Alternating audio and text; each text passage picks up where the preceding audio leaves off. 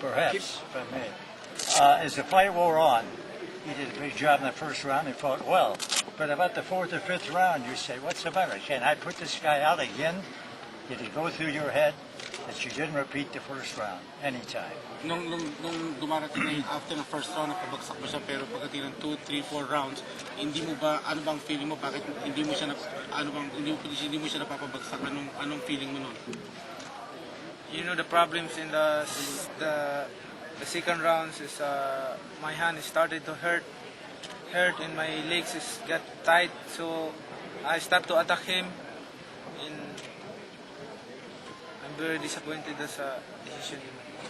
Emotionally, how do you feel? Anong pakiramdam mo ngayon? Anong pakiramdam mo ngayon sa loob sa loob mo? Anong pakiramdam mo?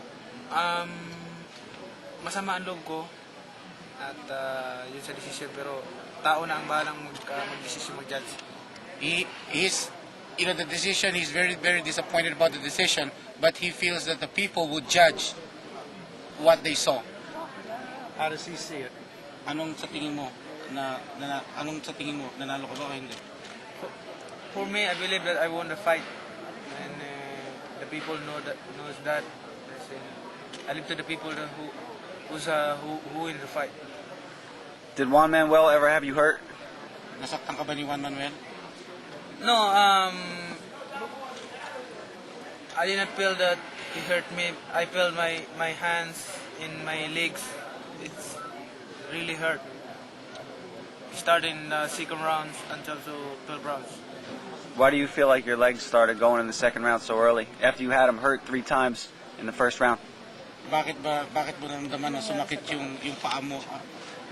Ano nangyari sa paa mo nung second round, nung pinabagsak mo siya ng first round, bakit agad sumakit ng paa mo?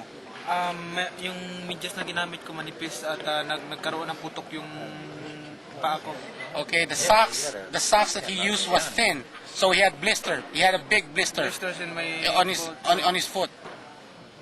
Big blister. Do you think that you hurt your hand in the first round? I mean, you knocked him down 3 times. Is that when you think you hurt your hand? Sa tingin mo ba nung sa first round, nung pinabagsak mo siya ng 3 beses, doon nasaktan yung kamay mo? Oh, nung first round. So, I thought the 3 knockdown rolls is in this fight, but did not allow the 3 knockdown rolls. How surprised were you that after 3 knockdowns in the first round, he was able to come back and pull something out of this fight?